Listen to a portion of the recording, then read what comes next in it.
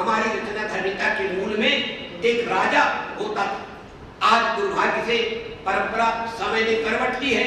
सारी परंपराएं बदल गई हैं, संपूर्ण विश्व में मोनर्की समाप्त हो गई, प्रजा जो है शासक के रूप में सामने आ गई और अब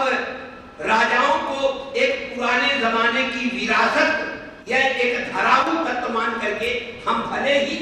उनके ऊपर कोई काव्य लिखे, लेकिन सामान्यतः यदि आप अपने जमाने को चित्रित करना चाहते हैं कविता में, कहानी में या किसी अन्य विधा में, तो स्वाभाविक है कि अब आपको राजा की जगह शासन करने वाला एक कोई प्रजा का ही प्रतिनिधि प्राप्त होगा। ऐसी स्थिति में यह स्वाभाविक था कि हम अपने उस नायक का नियमन करने वाले जो हमारे नियम थे, जो कालिकाएं थी, उन कालिकाओं में परिवर्तन होना अत्यंत आवश्यक था। इसमें भी परिवर्तन होना आवश्यक था कि जो जबरदस्ती हमने महाकाव्य, खंडकाव्य इत्यादि की परिभाषा में जो हमने अनपेक्षित तत्व भर रखे हैं, जिनके वर्णन की कोई अनिवार्यता नहीं है, उन सब चीजों को भी वहां से हटाया जाए और जो युगानुकूल जो अर्हताएं हैं, जो आवश्यकताएं हैं, अपेक्षाएं हैं, हम उनको नए ढंग से नियमन करें ताकि हमारी कविता वो यूटोपियन न, एक काल्पनिक चीज बन के न रह जाए, बल्कि हम यथार्थ की वेदी पर रचना धार्मिकता का विकास करें, ताकि लोग ये कहें, क्योंकि हम इसमें भी बहुत बदनाम हुए हैं कि हमने सदैव राजाओं को प्रसन्न करने का यत्न किया, हम केवल महल के कौरवों को देखते रहे, हम सामान्य जनता की पीड़ा और उनके दुख दर्द तक नहीं पहुंच पाए, ऐसा कुछ अंग्रेज मनीषियों ने कहा और वो एक सीमा तक सच है। यद्यपि उन्होंने हमारी जो यथार्थवादी कविताएं थी उन कविताओं तक वो पहुंच नहीं पाए, जिन कविताओं में दैन्य दुराशा और सामान्य जनजीवन का चित्रण था, उन कविताओं तक वो पहुंच नहीं पाए। बहुत थोड़ा सा उन्होंने पढ़ा और दुर्भाग्य से जो पढ़ा वो बिल्कुल नकली साहित्य है। ये भी एक बहुत बड़ी कमजोरी है, लेकिन फिर भी मैं इसको स्वीकार करता हूं कि उनके इस आक्षेप में कहीं कहीं कुछ दम था। हमने जरूर ऐसा प्रयत्न किया कि अपना परिश्रम हमने बेकार की चीजों पर ज्यादा खर्च किया, जबरदस्ती हमने लड़ाइयां करवाई, जबरदस्ती 3-4 सर्ग हम लड़ाई का वर्णन करते रहे, जबरदस्ती हम एक छोटी सी पहाड़ी का वर्णन करने में षड ऋतु का बहाना लेकर के जबरदस्ती हमने 3-4 सर्ग उसमें गट कर दिए। बजाय उसके यदि हमने कालिदास की तरह लोक को संभाला होता, अपने जमाने के समाज को देखा होता, किसी शिव और पार्वती का विवाह कराया होता, किसी शकुंतला की विदाई कराई होती, किसी चक्रवर्ती सम्राट से गाय चरवाई होती, तो शायद हमारी कविता ज्यादा जीवित। ये बात थी, ये कमियां हमारे विज्ञान और मित्रों, इसका सादा दारोमदार केवल काव्यशास्त्र पर था। यदि काव्यशास्त्र का जन्म न हुआ होता तो कालिदास की कविता चिरंजीवी होती, कालिदास की ही कविता श्रीहर्ष के जमाने तक आती।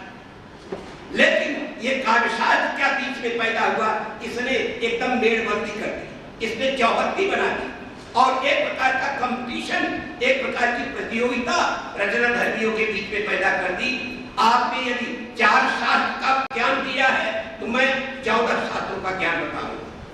आपने यदि प्रेम का ऐसे वर्णन किया है तो मैं श्रवणम कीर्तनम के प्रेक्षणम कुल भाषणम, जो 10 अवस्थाएं होती हैं, हम हर एक पद लिख के तभी प्रेम का वर्णन करेंगे।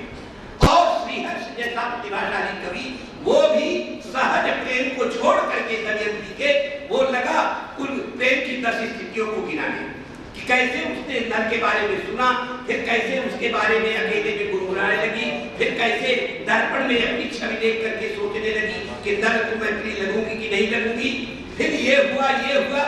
और वो पूरा का पूरा वर्णन कहीं कहीं सहजता स्वाभाविकता से कहीं हट गया और वो शास्त्र की परिभाषा बन करके रह गई। तो शास्त्र ने हमारा उपकार तो बहुत किया, लेकिन हमारे सामने वो जो उसने एक रूल और मतलब उसकी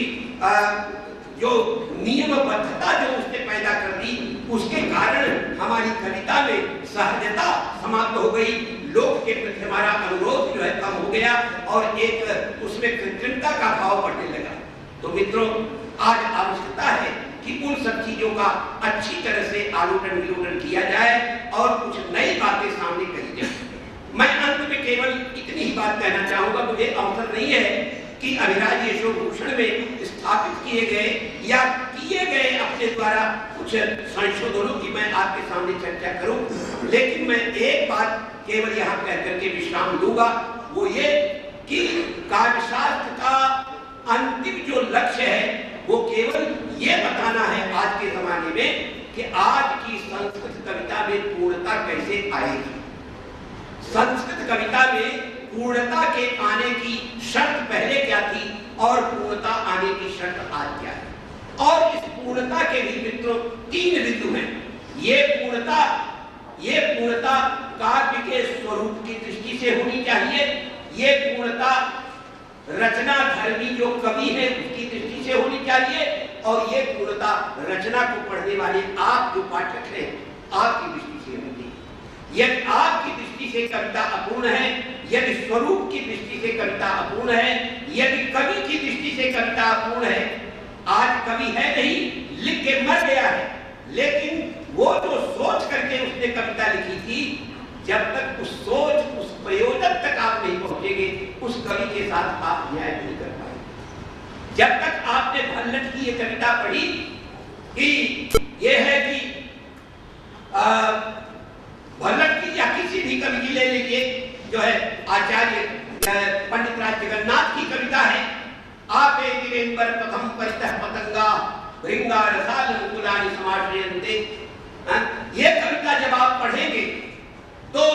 आपको ये सोचने के लिए बाध्य होना पड़ेगा कि आखिर क्या समझ करके पंडित राज जगन्नाथ ने ये कविता लिखी। उनके जैसा विद्वान, उनके जैसा शब्द अर्थ का शिल्पी, उनके जैसा कविता का मर्मज्ञ शायद ही अपने जमाने में ही नहीं, मैं समझता हूं कि पूरे कालखंड में प्रारंभ से आज तक कोई हमें देखने को नहीं मिलता। लेकिन इतना विद्वान और समर्थ कवि होने के बावजूद भी उन्होंने ये कविता क्यों लिखी कि संकोच मंचित सरस्वती दीन दीने मीन दीन दीनो मीनो रोहंत कदमाम गति बभिपै। ये सरोवर इस भयंकर गर्मी में जबकि दिन ब दिन तुम्हारे सरोवर तुम्हारा पानी सूखता जा रहा है, और जबकि तुम्हें सूखता हुआ देख करके स्वार्थी बगुलों ने दूसरे सरोवर की राह तक ली, सारे यहाँ पर रहने वाले जो भंवरे थे वो उड़ करके कहीं और चले गए जहाँ पर कमल के फूल खिले थे, कछुए चले गए और सब चले गए जिनके पास हाथ पांव था, लेकिन ये बेचारी मछलियां कहाँ जाएं? इनको तो विधाता ने हाथ पांव कुछ नहीं दिया, पंखा नहीं दिया, ये तो तुम्हारे पानी के साथ जी रही है, तुम्हारे साथ मर रही है, और जिस दिन तुम सूख जाओगे इनका भी जीवन उसी दिन संशयित हो जाएगा, ये भी मर जाएंगे। इस कविता का तर्क क्या था? इस कविता की सार्थकता क्या थी? इस कविता की पूर्णता क्या थी? इसके बारे में आपको विचार करना पड़ेगा कि इसके लेखन में, इसके प्रणयन में पंडित राज जगन्नाथ का प्रयोजन क्या था, आपकी संतुष्टि का मानदंड क्या होगा, और कविता का जो स्वरूप होता है ये किस शक्ति के द्वारा लिखी गई है, इसके अर्थ की पूर्णता कैसे होगी। क्या इसकी लिटरल मीनिंग सही है, या इसका लाक्षणिक कोई अर्थ है, या फिर यदि लाक्षणिक अर्थ भी नहीं है तो कौन सा अर्थ है। अब उस अर्थ को चाहे परवर्ती आचार्य माने या न माने, लेकिन जब तक आप आचार्य आनंदवर्धन की शरण में नहीं जाएंगे, जब तक व्यंजना को नहीं पकड़ेंगे, जब तक यहाँ पर प्रतीत होने वाला अर्थ जब तक आपके पास नहीं आएगा, ये कविता कभी जिएगी नहीं, इस कविता की सार्थकता सिद्ध नहीं होगी। ये आपको सोचने समझने की जरूरत पहले भी थी, और ये आज भी हमारे मित्र प्रोफेसर राधा वल्लभ त्रिपाठी जी ने यद्यप अलंकार से पूर्णता मानी है, लेकिन उसका कोई उदाहरण उन्होंने नहीं दिया। लेकिन मैं जब उस पूर्णता के बारे में सोचता हूँ तो मैं सोचता हूँ कि आचार्य आनंदवर्धन ने तो साफ साफ ये बात बताई है कि कविता में जो पूर्णता आती है वो केवल तब आती है जब कवि संरंभ गोचरता की सिद्धि हो जाए, जब उसमें जो है प्रतीयमानार्थ की सिद्धि हो जाए, और जब उसमें पाठक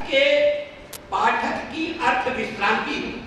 मानी पाठक की अर्थ विश्रांति और रचनाकार कवि की कवि संरंभ गोचरता और व्यंग्यार्थ, ये तीनों